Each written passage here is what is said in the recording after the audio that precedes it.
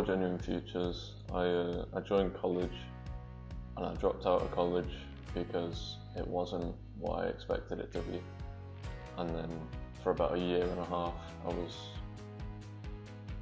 just lost on my own, not really doing anything with my life. I was trying to look for jobs, but I couldn't find anything.